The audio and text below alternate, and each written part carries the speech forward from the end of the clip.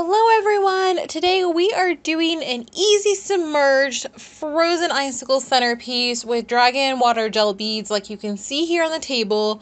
We're using thrift store finds and easy to get items. So you're going to need a lot of icicles. Depending on what size, you'll need anywhere between 5 and 9 of them. Some of the pastel dragon water gel beads. To my knowledge, you can't buy them that size. Some regular clear gel beads, some turkey baster, and some water. I will say that I have to purchase a number of dragon ball gel beads and kind of separate out the colors. But that's completely up to you. If you want, you can buy them in individual colors. I just bought the multicolor pack and picked them out. So we're starting with our smaller cylinder vase just because I did them slightly different. There's a little bit more color in the taller ones just to make it look more frosted. But what a good takeaway is make about half of the way up filled with the regular clear water gel beads and submerge a few icicles in the center. Now I did 3 in the center because I figured they'd be closer together, and then you'll see here in a second when you add a few more of the gel beads around them that the additional icicles that you put in, they're easier to put in along the perimeter. I kind of did it this way because this is the easiest way to do it. You'll see in the taller vase it gets a little bit trickier the taller you go. And a side note here, if you are using the pastel or the lighter dragon gel beads, I would recommend using, you know what, it doesn't really matter, whatever gel bead you use. I would recommend, if you're buying these icicles, to use or to find the ones that have a little bit of color, that AB finish to them, that has a little bit of the prisma effect in them, just because the clear ones, I'm probably thinking they're going to be fine, but I think the color just catches the light a little bit better and it provides a little bit more contrast. Now, to get that kind of frosted look at the top, I'm using the dragon gel beads, which are the larger dragon gel beads are the larger gel beads. They're getting more popular on eBay right now. They're really finicky. They break so easily, and they don't get nearly as big as they say they do in the pictures. But they're still cool nonetheless, and they create some awesome effects. If you aren't even familiar with what a dragon gel bead is, go look at some of my other videos. I've got a whole gel bead playlist. It'll explain everything and show you some examples of how to use them. Okay, so now is when the magic happens. Use a turkey baster, people, just because you don't want it to splash everywhere, or at least reduce the amount of splashing that you do.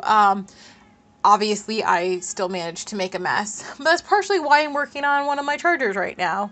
So adding the water via a turkey baster limits the amount of pressure on the gel beads in your arrangement, and if things are too pressurized or the water is forcing them too quickly, then that can cause things to shift and move around. Now, they're going to move around anyways with the water, but this just kind of limits what can happen. All right, so pretty cool, right? So I will say, for anybody who doesn't work with gel beads on a somewhat regular basis, if you do these a day or two ahead of time, just make sure to check the water levels before you put them out in their final resting places, only because they are water gel beads, so they keep absorbing water, things evaporate, etc., etc. So if you do these ahead of time, just a heads up, try to top off the water beforehand.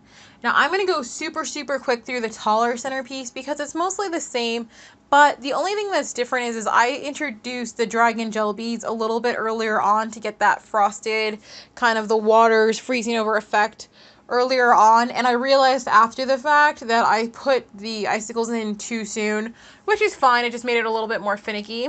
And you can see how easy it is to break those dragon gel beads if you have to. I don't recommend it, but believe me, when you are putting them in, you're going to notice they break, because if your nail even slightly touches them, boom, they break.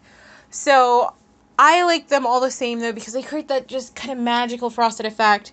So you can see what I'm doing is I put a few icicles in the middle, layered up some dragon gel beads on top of it, and now I'm starting to put some icicles at staggering heights around the outside.